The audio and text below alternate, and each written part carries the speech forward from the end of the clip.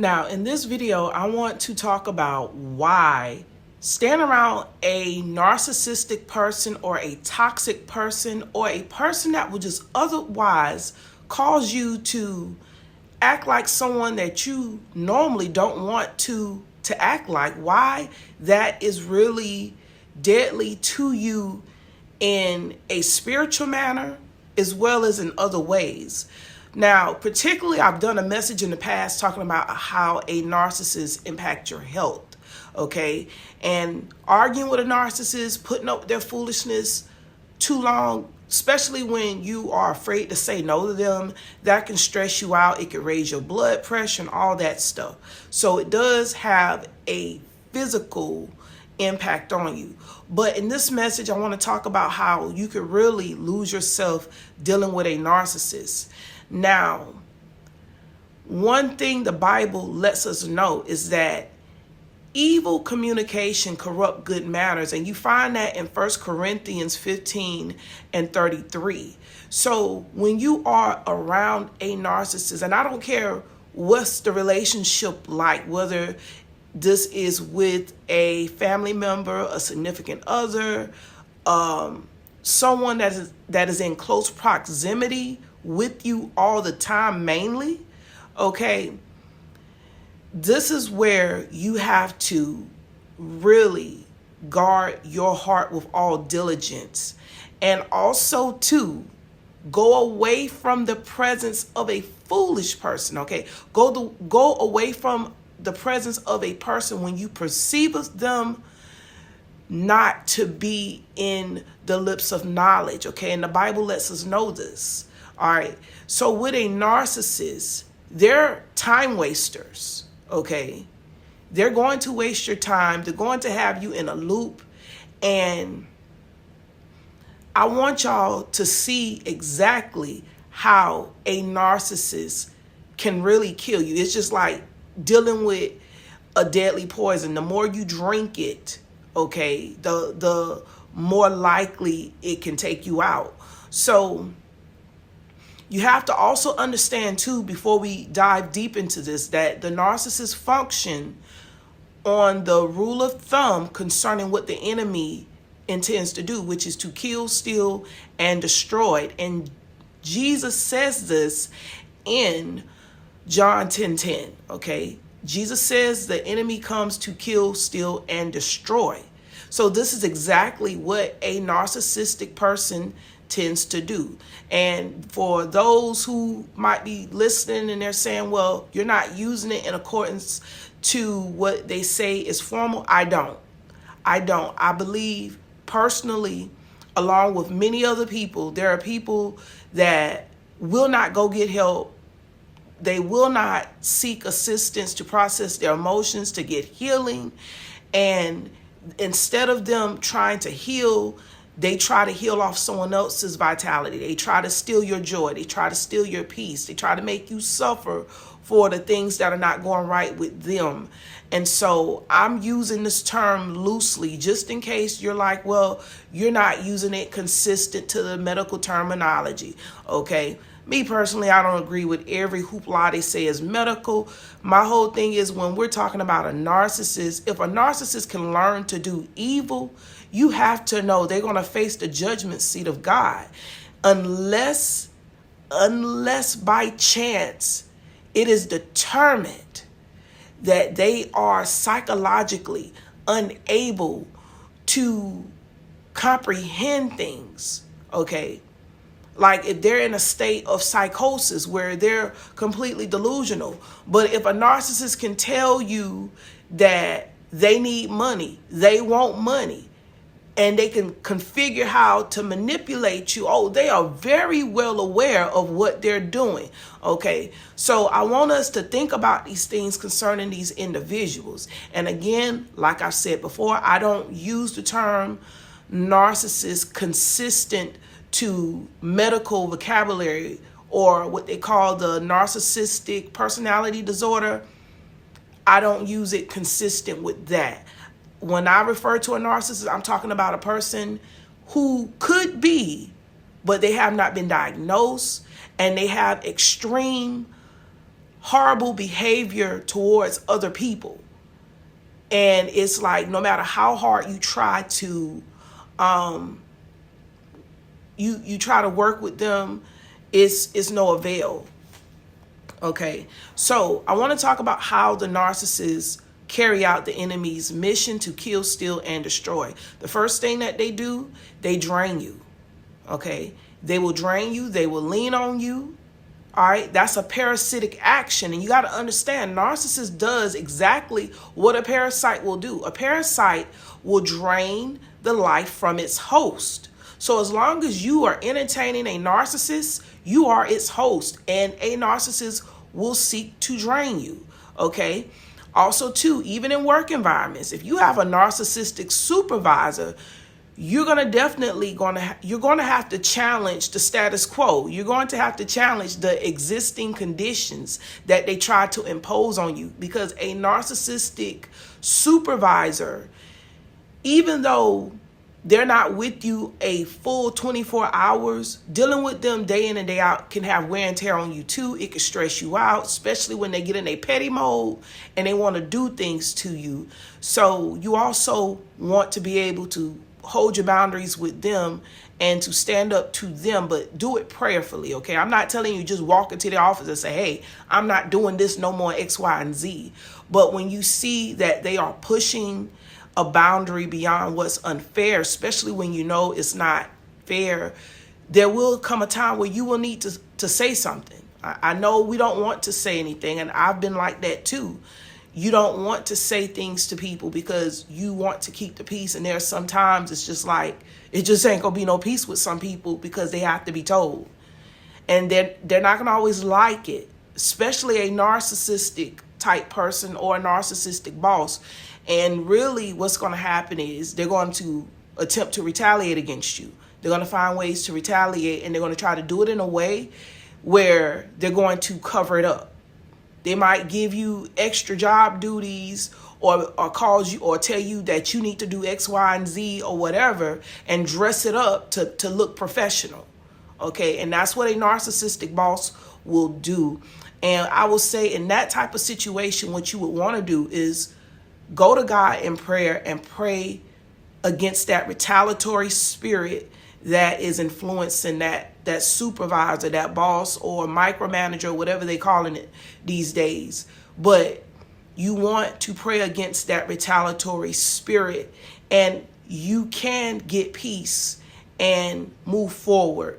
Whether God has to prepare you another place to go, or whether God has to somehow shape that environment to work in your favor. Okay, I'm not saying that everything is going to be exactly the way you want it, but to get you the peace that you need to thrive, survive, and flourish, God can cause things to change in that environment where you don't have to work in fear. Okay, so you want to pray against the retaliatory spirit concerning that person. And you have to remember that greater is he that is in you than the he that is in the world. And that's 1 John 4:4. Plus, Jesus also tells you in Luke 10:19 that he has given you power to trample over all means of the enemy. So yes, as a chosen and redeemed child of the Most High God, you can walk in that place with more power than what you see in the natural with that person having their position. Okay. And you never know what distractions God may allow to get that person distracted from coming after you the way that they would intend to come after you, or to sabotage you the way that they want to sabotage you. And you got to also remember, when a man's ways pleases the Lord, even his enemies will be at peace with them. So God may not remove that enemy, but he will cause them to be at peace with you. And it might look like, if you expose what they're doing, when they see you the next time, they might turn their back against you. They might act like they don't want to talk to you, or they'll send somebody else to talk to you or do their dirty work or whatever like that. So you never know how God will work it out in your favor. So again, pray against the schemes that that person would be trying to work against you, not just on your job, but any place where you want peace, where you somehow feel stuck or connected to that person and you have to deal with that person for whatever reason. Okay, even with co-parenting. Okay, if you have a narcissistic person that you have children with, and you're concerned about some things, take it to God in prayer. Okay, now I want to talk deeper about how the narcissist can really kill, steal, and destroy you. So I said that they will drain you. Also, they will manipulate and provoke you. So that's stealing your joy. And they will cause you to lose yourself. Okay? And that's destruction. If you can't be yourself because you're so busy trying to defend yourself and you're dealing with these feelings of malice, rage, and anger, then that's not you being yourself if you're not that type of person. And a narcissist will take you there. And what happens is it can also lead to reactive abuse or a reactive response. Now, with a reactive response, it's not always, a reactive response is going to be a negative response, but the difference in trying to understand what type of response you're giving, you would have to stand up to this narcissist. You would have to let them know, I'm not doing this. This is my boundary. That's the best reactive response. But it becomes negative when you have to step outside of character, where you find yourself cussing them out because all you've been doing is tolerating their disrespect. You've been tolerating them cussing you out day in and day out. Every time they have a problem with you, and it might not even be that deep, they cuss you out. Okay? So then they slowly start to chip away at your character and at your principles and at your morals, because now you're going to a stage that you have to defend yourself. And I'm telling y'all this from experience, y'all. It is so true. Evil communication will corrupt good manners. That means if you are around a person all the time that's talking wickedly and dealing wickedly, it can rub off on you. And that's what happened to me one time years ago when I was in a toxic relationship with a highly narcissistic person. And it was like, no matter how much good I try to do, I call myself helping this person, doing stuff for this person that he could not do for himself. And he had the audacity to be cussing me out while I'm trying to help him, while I'm helping him. It wasn't even just trying, while I was helping him. It's been days where I was taking him to work, and on the way to work, his baby mama called and make him mad, and then he started cussing me out in the car. It got to the point I had to put him out the car because he started calling me out my name, and then I started cussing him out. And y'all, I'm going to be transparent because because by that time I've been walking in Christ for about, I think, 8 years. And so I'm thinking, I got this self-control thing under control with how I act and how I behave. And then I was around a narcissist that tried to be the chameleon about, they got God in them, or got God around him. That's what he told me at first. Oh, you got God around you and I got God around me, or whatever. And then you come right up in close proximity and you get around that person long enough that their toxic ways start to wear off on you. And I found myself defending myself. And it was to the point that I got so tired that I started cussing this person back out. And somebody else told me, like, you acting out of character because of him. So I was reacting to his disrespect. It was another time too where he started tearing up my things in one of his manipulative tantrums. He started tearing up my stuff. And because a narcissist, they will set something on fire and expect you to put out the fire. They will cause a problem and expect you to solve the problem. Or they'll cause a problem just so they can create another problem. It gets that crazy. But it was one of those situations. And he started tearing up my stuff.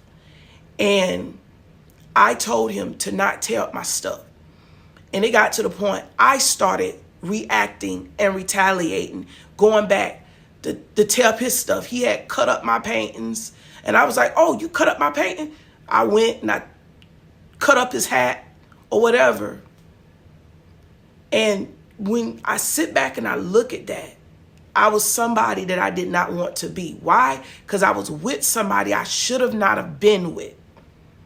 Okay, so y'all let that be a lesson. Hopefully y'all don't have to walk through that when somebody got to push you to a point where you're becoming someone that you don't want to be. You're around them too long, and that's a toxic person. When you find yourself having to defend yourself, to fight for peace, and you're doing your best to be good, and they're treating you like you're the worst person in the world, especially when you're standing on business and you're making them stand on business.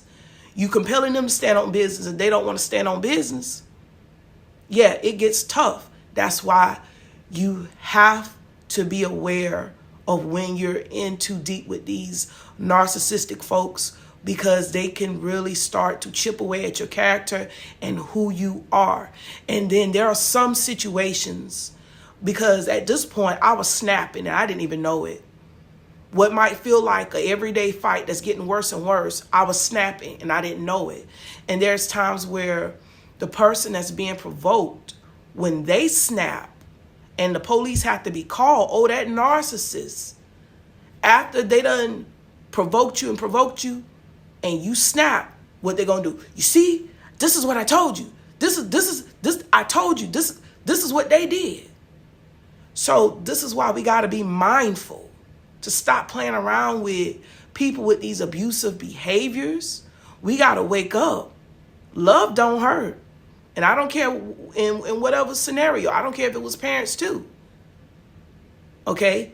Love don't hurt. Parents, relatives, significant other, frenemies.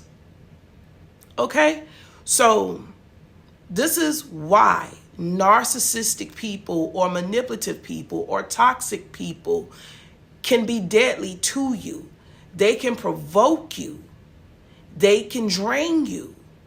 They can cause you to be someone that you really don't want to be, just to defend yourself against their nonsense. So when you find yourself in that type of dynamic, pray to God to give you a way out. If this message have enlightened or inspired you, hit the subscribe button and God bless you.